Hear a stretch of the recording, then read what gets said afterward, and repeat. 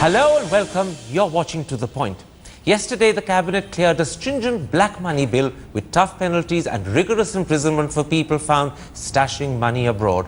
But is this an effective step to tackle the problem of black money, or just a political response to show the government is acting? That's the debate in part 2. But first, yesterday's 14-party opposition march to Rashtrapati Bhavan was a spectacular display of opposition unity. After 10 months of disarray, has the opposition united and become truly assertive? Is this a new challenge for the Modi government, or will it prove short-lived as differences between the opposition perhaps inevitably reappear? That's our first discussion tonight.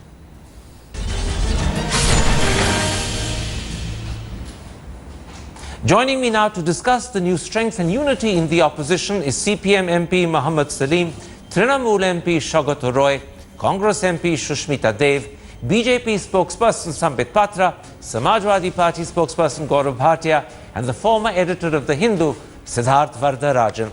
Mohammad Salim, yesterday's march by 14 parties to Rashtrapati Bhavan suggested a new opposition unity as well as a new assertiveness. Is this just an illusion, or is this in fact the new political reality? No, you don't read too much at the moment, but it's a process, and you thank the Modi government, the way they have taken this ordinance route, the way they are trying to avoid parliament and embracing themselves, and that's why the opposition parties, broadly all secular, democratic, progressive and left parties, we have come together, 14 inside parliament and much more outside parliament. And it is representative of not only the political parties, but the Kisan movement, the common people, the villagers. They all think, as far as land acquisition bill is concerned, this BJP's volte-face and quick amendment and bypassing parliament to ordinance route has angered a much larger population of this country, and 31% voted for Modi government, and those who have been voted by 60% of the voters, electorate, they are on the streets. Okay, Sambit Patra, what is your view as BJP spokesperson of the newly united and newly assertive opposition? I take it that after witnessing 10 months of disarray in opposition ranks, this has taken you and your government by surprise. No, Karan, I would say, I mean, not arrogantly though, but in a very humble fashion and a slight smiling mode, I would say, it was not a march for achieving ends on the land acquisition bill. Rather, it was a revival march. And as far as this realignment is concerned, all these political parties coming together is concerned, Karan, even you would agree with me that this realignment was almost visible back in 2014 when the Modi wave that we used to oft discuss in the debates was present. All the political parties of the nation was visible quite back then also. But they were afraid of the fact that the sinking ship Congress was. None of them at the end of the day wanted to be seen with the Congress. All of them abandoned the Congress at the very nth hour, and today, after having found no recluse in the open ocean, are trying to get back again to the sinking ship. But I am sure the people of this country are seeing that those who are responsible for the destruction of the country because of policy paralysis all these years cannot claim that nothing much has happened in 10 months, because as Arun Jaitley put it rightly yesterday, he said that for God's sake, country is moving towards development, towards growth, don't stall it. You know, Siddharth Vardarajan, it seems to me that Sambit Patra, perhaps without realizing it, has actually put his finger on another very important change that lies under this opposition unity. It's the high-profile, assertive way in which Sonia Gandhi in the last few weeks is conducting herself. To begin with, she led the march to Dr. Manmohan Singh's house. Then yesterday morning, she did a very strong speech on the Andhra issue. In the evening, she led the march to Rashtrapati Bhavan and topped it by actually addressing the press on behalf of the collective opposition. How much of a role has she played by her changed role and performance in galvanizing this opposition unity? No, my sense is that the opposition unity has come about largely as the product of the BJP's miscalculation on the Land Acquisition Act. No doubt the role that Sonia Gandhi chose to play, particularly leading the march of all opposition parties and then speaking to reporters, suggests the Congress is trying to give a more permanent shape or somewhat permanent shape to this immediate opposition unity that has come about. But I think that Sonia's assertiveness has more to do with the Congress trying to give itself direction. Because let's not forget that if the opposition has been rudderless in the last 10 months, it's largely because the Congress itself has been adrift. So I wouldn't overemphasize Sonia's role, but I would say that, you know, the BJP in a way has had it coming. I mean, it's treated the opposition with disdain. Okay. It's been picking fights with parties like the Trinamool, like BJD, you know, in their states, which is forcing them to, in a sense, oppose the BJP nationally, something that they may not otherwise have done. And I think that this is largely what's responsible for the phenomenon that we're seeing right now. Sushmita Dev, how do you see Sonia's role? Do you believe, do you hope, do you wish that she emerges as the new face of national opposition unity? Well, she's definitely not a new face, but No, she's a new going face to be of the new unity. She is definitely going to be a strong face in the opposition, and if you like, leading us from the front. And in the memorandum that we presented to the President of India, the first signature is of Mrs. Gandhi, and she's definitely taken the lead. And one of the primary reasons are that this was our bill and it was passed with consensus of the Parliament when the UPA government was there. So it is but natural that it will be Mrs. Sonia Gandhi who would take the lead in this situation. Saugata Roy, that could possibly be the point at which, in fact, opposition unity stops and starts to unravel. Are you prepared to accept what Sushmita Dev says is Sonia Gandhi naturally taking the lead, naturally being the face in front of this new opposition unity? Or because Congress is your rival, do you find that a little difficult to accept and swallow? You're asking me, Karan? Yeah, I am indeed. Yes, Dr. Roy. I want to say clearly that it's a matter of issue and not of personality. The issue is that the Trinamool Congress is irrevocably opposed to the so-called land amendment bill. And we have always taken the position that land should not be taken away from the farmer without his consent.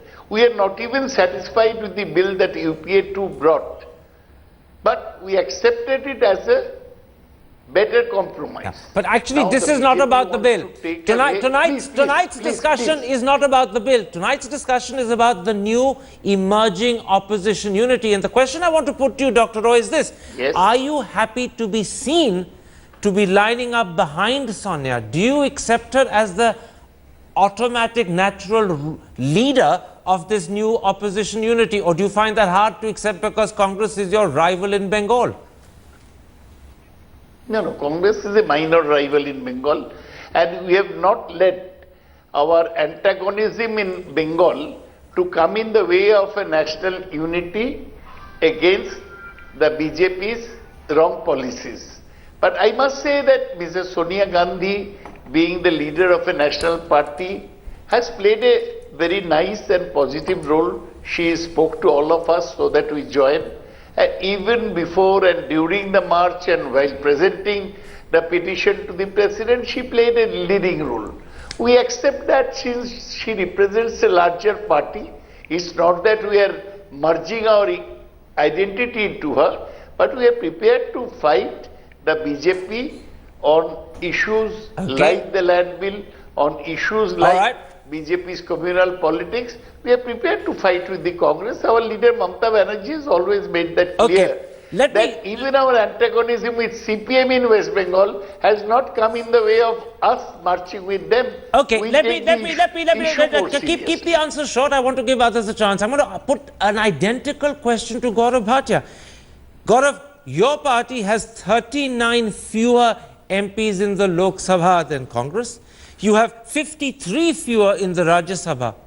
Are you prepared to accept Sonia Gandhi as the new, should I say, natural face of this opposition unity?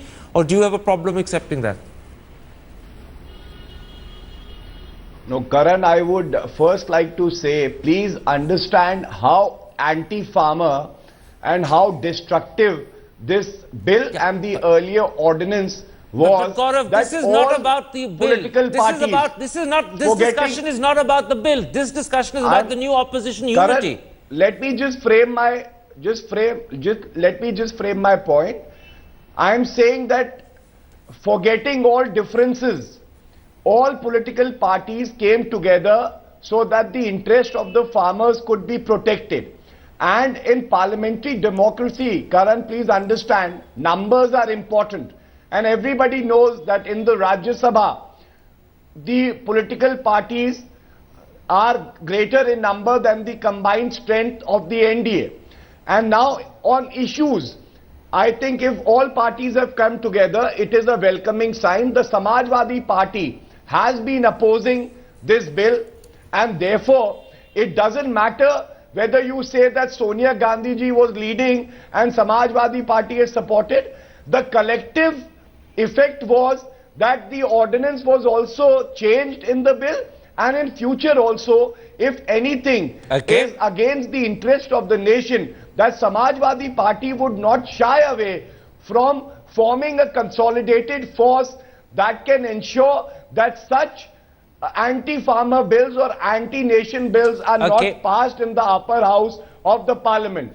You know, Mohammed Salim, clearly from the graceful and should I say carefully crafted answers I've got from Shaukat Roy as well as from Gaurav Bhatia, Sonia Gandhi emerging as the front of this new opposition unity is not going to be something that splinters it. People are ready to accept it partly out of reality, partly because, in fact, hers is the biggest opposition party. But there are other fissures in your ranks. For instance, how far can CPM and CPI work on a common platform with Trinamool? After all, even yesterday, you may have walked virtually hand in hand to Rashtrapati Bhavan, but in the morning, you were quarrelling with TMC over the West Bengal rape. The differences and the fissures between you are as wide as is the one link of common interest over land acquisition. Karan Thapar ji, the beginning, in the initial remarks, I made it very clear, don't read too much in this march. Maybe BJP camp is very, anxious about knowing how far this will go and where it will lead to. But again, this is not an electoral alliance, it's not a front, it's not even finding out a common leader. It's a question of bringing it to the nation and to the Rashtrapati ji that this land acquisition bill cannot be steamrolled in parliament. We have a constitutional frame thing, and this government is not respecting that. It's a bicameral parliament, and when they don't have a majority in Rajya Sabha, they should not take this route of ordinance time and again just to impress themselves and nothing more. We will continue to fight Trinamool Congress, we will continue to fight BJP, and we will continue to take up the people issue in parliament. Even if there is some common case, it's okay. You know, in fact, Shaukat Roy, you've just heard the colleague from Bengal who you cannot get on with actually say the truth.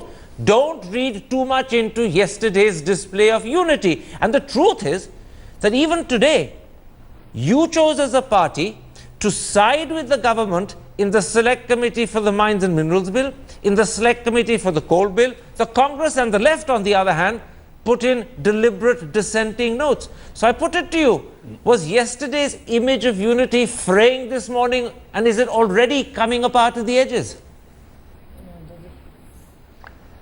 No, I will not take the pessimistic view of Muhammad Salim. But we as a party in the opposition to BJP naturally have a bigger role than CPM. CPM have 9 MPs in parliament and we have 34 MPs in Lok Sabha. So we feel we have a greater responsibility towards opposing the BJP, and for that we are ready to overlook snide comments by Salim. You must remember that the CPM has got only 2 seats in Bengal as compared to our 34. But you said something very interesting. Force, they are a dwindling force. You said no. But we do not mind taking them along on national issues. You see, so why are you trying to I'm very interested by 2 things you're saying, Dr. Roy. First of all, you're not losing an opportunity to score polemical points against Muhammad Salim, even though yesterday you were walking hand in hand to Rashtrapati Bhavan. And the second thing is, you actually said that you have, because of your bigger numbers, a greater responsibility in Parliament, which is like saying that's a good reason for supporting the government on issues and breaking the opposition unity that we saw yesterday. You see, you're saying both things to prove my point, aren't you? No, Mr. Thapar, if your provocations or your statements have any meaning, it is that you're trying to break us asunder. I do not know whether you're doing it with political motive or purely journalistic motive. With analytical desire. All I'm saying is that we achieved a sort of unity on the land bill, which was basic with us. We shall have similar unity on all issues regarding communalism by BJP or any other people's issue. Trinamool takes. Let me test that. Let me test that statement with Gaurav Bhatia. Gaurav Bhatia, you've just heard Shaukat Roy say that we will have similar unity on other issues. Now, the truth of the matter is this. When it comes to achieving unity, even the limited desire of your party, the JDU and the RJD to come together keeps getting postponed. By now, you should have been united and one party, but that hasn't happened, and who knows when it will happen. If the three of you can't come together meaningfully, despite saying publicly you will, what hope is there of a more meaningful, wider opposition unity, except on one odd occasional issue? Karan, first of all, I think you would also agree that it is healthy for democracy that if in a state two political parties are opposing each other, but for the common good of the nation and for national issues, they can forget the differences and come together on a common platform. It is definitely very good for democracy.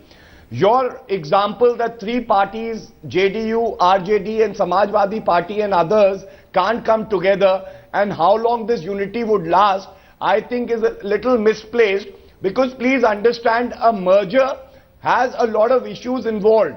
There are technical issues, there are permissions to be taken, the symbol that would be used, and there are other things as well. Whereas when it's about an issue like the land reforms, land acquisition or communal politics being done by BJP, all these technicalities or formalities are not required. Rather, the real force that keeps all the parties together is the ideology. And in this case also, I don't think that this would be the last occasion when all political parties would come together.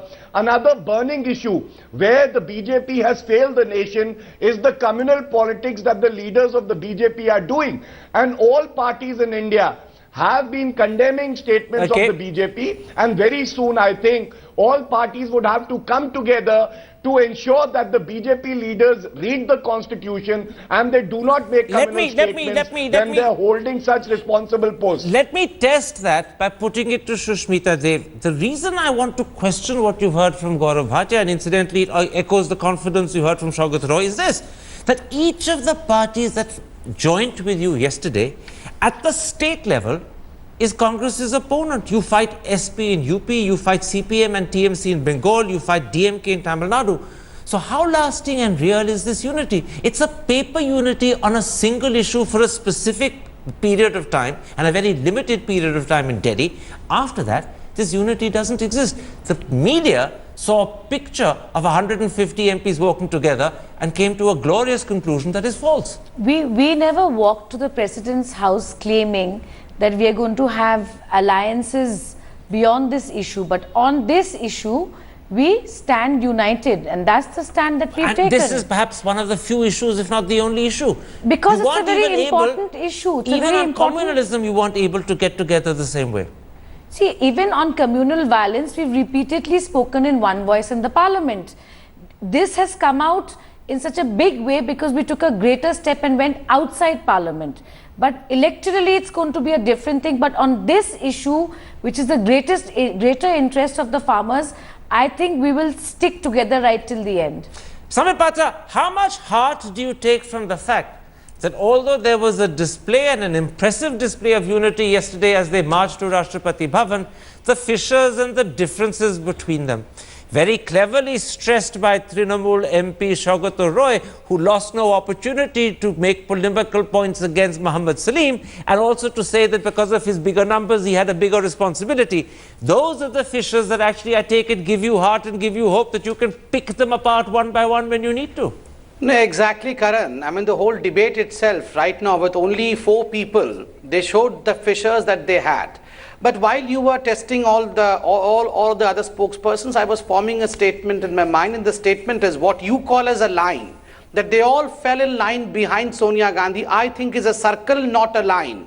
In a circle, you never know which is the point of beginning and which is the point of end. It moves on and on without a leader, and that's what was the question you asked to Gaurav Bhatia. Who is the boss, Mulayam, Nitish or Lalu? And I tell you, the universe will come to an end, but the topic will never be decided as to who the leader would be from all these people. So definitely it is just opposition for the sake of opposition, and it is revival march. It is not the march for the nation as they are claiming. Okay. Siddharth, I want to come back to you to confirm that particular point I put a moment ago to Sambit Patra. Would you say that only an exceptional issue in really specific circumstances like land acquisition can forge opposition unity, and that too for a very limited short duration period? Beyond that, these remain different parties with different leaders, different constituencies, sometimes different ideologies, and always rivals not just for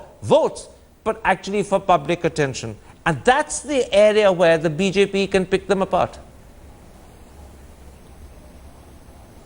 Yes, I think apart from land acquisition, Karan, I would say that the communal issue is another issue which will bring everybody together, as several of your panelists have said. But there's an important point in terms of the wider question you ask, and that point is this: that it's paradoxically the weakening of the Congress party nationally that is making it easier for the Congress to bring parties together. For example, in Bengal, it can get together with the Trinamool simply because its own ambitions in that state are not so great. In Odisha, the BJP is going ahead of the Congress as the main rival of the BJD. In Bihar, the Congress isn't anywhere in the scene, so it allies with Nitish and JDU. In Uttar Pradesh, it's going the same way. So I think, paradoxically, Sonia, in a sense, becomes the face of this opposition unity that we saw yesterday, but this is at the cost of the party's national weakening, or rather it's a product of the party not being a threat to the Trinamool or the Samajwadi or the JDU or Nitish. And I think this is the fundamental contradiction that the Congress somehow has to get out of. Let me put that to Shushmita Dev. What he's actually saying is that you may be given partly because of the gracefulness of your allies and partly because she is the single largest opposition party, the front position. But the truth is, one reason why they're prepared to do that is because you're a diminishing threat in the states to them, and therefore they can afford to acknowledge her as a sort of totem and nothing more. Well, this is not recognition of her strength so much as recognition of your dwindling strength, your weakness. Well, I mean, I don't know how he has managed to read the psychology of everybody so quickly, but I can tell you one thing, that it is the issue that has brought us together, and we don't have competing stands. We don't have competing stands vis-a-vis this issue. And let me tell you that if Mrs. Sonia Gandhi had to walk alone with her 44 and her Rajya Sabha members, she would have still done the same. She would have still done the same, you can be sure of that. Sambit Patra, I'm going to very briefly, in the time left to me, approach this issue a little differently. The truth is, today, the Cabinet Committee on Political Affairs has decided to extend the first half of the parliamentary session, and this is clearly happening because land acquisition won't pass, and therefore you will have to reissue the ordinance by or on the 5th of April. And therefore, to be able to do that, you have to A, ensure the budget is passed, and B, Parliament is prorogued.